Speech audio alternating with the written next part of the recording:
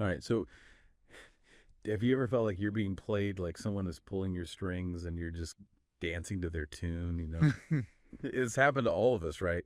I remember this one time I was at this flea market just browsing, and this guy had this whole booth set up with like antique watches. And he was so charismatic, like all smiles and charm. Anyway, I ended up buying this watch from him, like a supposed heirloom, for way more than I should have. Got home, took a closer look, and turns out it was a cheap knockoff. Totally played me. So, So, what's the deal with manipulation? How does some people just become these masters at getting what they want? Well, today we're diving deep into the playbook of manipulation thanks to this fascinating book, The Art of Manipulation. The author, get this, spent a whole year living with con artists to learn their secrets. Talk about dedication, right? One of the biggest things this book unpacks is how manipulation really hinges on understanding and exploiting human nature. It's not about being a jerk necessarily. It's more about using psychology to your advantage. It's kind of unsettling, but also kind of brilliant. For example, there's this tactic called intermittent reinforcement. It's based on the psychological principle that sporadic rewards are way more effective than consistent ones. Think of it like training a dog, right? If you give a treat every time it sits, it learns, but it's not like obsessed with the command. But if you give the treat randomly, sometimes yes, sometimes no, the dog becomes way more eager to please, always hoping for that reward. Turns out people are kind of the same. Think about those on again, off again relationships, the ones that are full of drama and uncertainty. That inconsistency can actually make someone crave the good times even more, overlooking the bad. It's why some people stay hooked even when they know it's not healthy for them. Thinking about this whole inconsistency thing reminded me of this friend I had in college. Super popular, always surrounded by people, mm, but they were also unpredictable. One minute they'd be your best friend, the next they'd be totally ignoring you. Looking back, I realized they were kind of a master of intermittent reinforcement, kept everyone on their toes, always wanting their attention. Another powerful technique is what the book calls strategic confidence. It's all about projecting this image of like, I don't need, you need me. Mm. Think about it. We're naturally drawn to people who seem self-assured, independent, right? Like, remember that time I went to that networking event and there's this person who just oozed confidence. They weren't even saying anything particularly interesting, but everyone wanted to talk to them. It was their energy, Yeah. their self-assurance that drew people in. And, it's interesting. The flip side of that is that sometimes projecting a bit of meekness can also be effective. It sounds counterintuitive, but people are often more willing to help someone who seems like they need it, someone who maybe knows less than they do, makes them feel knowledgeable, important. I remember this one time I was totally lost in this new city and I played up the whole, oh, I'm so lost and confused bit. Suddenly people were falling over themselves to give me directions, offer me help. Kind of funny how that works. Now, here's a technique that really surprised me. The power of avoiding arguments. We tend to think of manipulation as being very, confrontational, but often it's the opposite. Think about it. When you get into a heated debate, things get emotional. You get defensive. And the manipulator wins just by getting under your skin. They don't even have to win the argument. They just derail it. The book talks about this really fascinating approach called the unargue technique. It's this 6-step method for subtly leading someone to your way of thinking without ever engaging in like a direct argument. It's about observation, emotional intelligence, and a little bit of slyness. The first step is all about establishing common ground, creating that we're on the same team vibe. So you highlight shared interest. Maybe you both love classic rock, or you're both passionate about saving the rainforest, whatever it is. You're building rapport, a sense of connection, which makes them more receptive to what you have to say next. Then when those inevitable disagreements do come up, you acknowledge their feelings. You don't have to agree with their viewpoint, but you validate their emotions. You could say something like, I totally get why you feel that way, or that's a valid concern. This makes them feel heard and respected, which kind of disarms their defenses. yeah. It's like, you're trying to calm down a scared animal. You don't approach it aggressively, right? You speak softly, move slowly. Same idea here. Now, this next step is where things get really interesting and maybe a little bit ethically gray. You basically agree with them even on the points where you disagree. But the key is you're agreeing with their feelings, not their logic. You're saying, I understand why you'd feel that way, not, you're right. It's subtle, but it's powerful. For example, let's say you're trying to convince someone to invest in your new business idea and they're hesitant. They say, I don't know, it seems risky. Instead of launching into a whole defense of your business plan, you could say something like, I totally understand why you'd feel that way. Starting a new business is always a bit scary. See how that works. You've acknowledged their fear without actually conceding that your business is a bad investment. It's about redirecting their energy, not confronting it head on. And then you pivot. You subtly shift the conversation away from the point of disagreement and towards that common ground you established earlier. You might say, but you know what we both agree on? We both want to see this business succeed. This reminds them that you're on the same team, working towards the same goal. Now, at this point, they might be a little confused, like, wait, didn't we just disagree? Why are we suddenly best friends? But that confusion is actually a good thing. Because when someone's confused, they're more open to suggestion. It's like their brain is looking for an anchor or something to hold on to, and you're there to provide it. So you validated their feelings, agreed with their emotions, pivoted to common ground, and now you plant the seed. You gently introduce your perspective, but in a way that doesn't feel confrontational.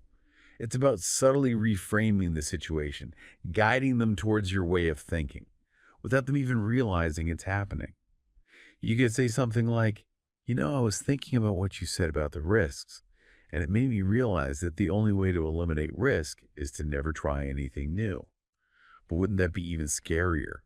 Missing out on the chance to achieve our dreams. See how you subtly shifted the focus? From the risks of the investment to the risks of inaction. It's all about framing. Now, this whole unargued technique, it's a bit of a mind game, right? And maybe it feels a little manipulative. But the book argues that even if your ultimate goal is ethical, this method can be used to achieve a positive outcome.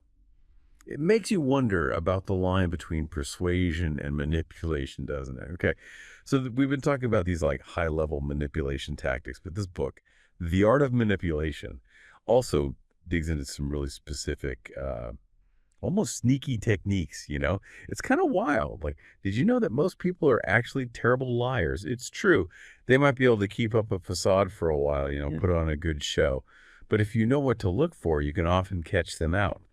The key is to pay attention to those tiny, uncontrollable reactions that happen right after someone's been surprised. It's like for a split second, their true feelings leak out before they can put their mask back on. The book gives this example of a woman who suspected her business partner was skimming money from their company. So she casually mentioned that she was thinking of bringing in an outside auditor, just to review their financials. And she watched his reaction super closely. And guess what?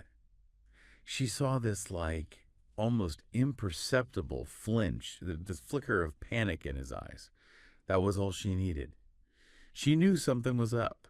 Pretty clever, right? And you know what's fascinating? This technique works in all sorts of situations, not just when you suspect someone's lying about like financial fraud. It can be used to gauge someone's true feelings about anything. Like, let's say you're thinking of going into business with someone, right? And you want to know if they're truly committed to the idea or if they're just, along for the ride. You could casually mention something like, hey, I was talking to a lawyer about setting up the partnership agreement, and then just leave it hanging. Watch their reaction. Do they lean in, eager to hear more? Or do they kind of withdraw, maybe even change the subject? Those subtle cues can tell you a lot about their true level of enthusiasm. Now, I get it. This all sounds a bit manipulative, like you're tricking people into revealing their true feelings. And yeah, maybe there's an element of that. But here's the thing. Sometimes you need to get to the truth, even if it means being a little bit strategic, especially if you're dealing with someone who's not being totally upfront with you. Okay, let's switch gears a bit and talk about a different type of manipulation, the kind that plays on our desire to be helpful. Have you ever noticed how some people just have this knack for getting others to do things for them? It's like they have this aura of like, oh, I'm so helpless, I could really use a hand. It's like, uh, like we just like fall for it. This book calls it strategic meekness, and it's a surprisingly common tactic. Because let's face it, we all want to be seen as helpful and competent, right? We like to be the problem solver, the one who comes to the rescue. So when someone comes to us with that woe is me attitude, it triggers this almost instinctual response to step in and save the day.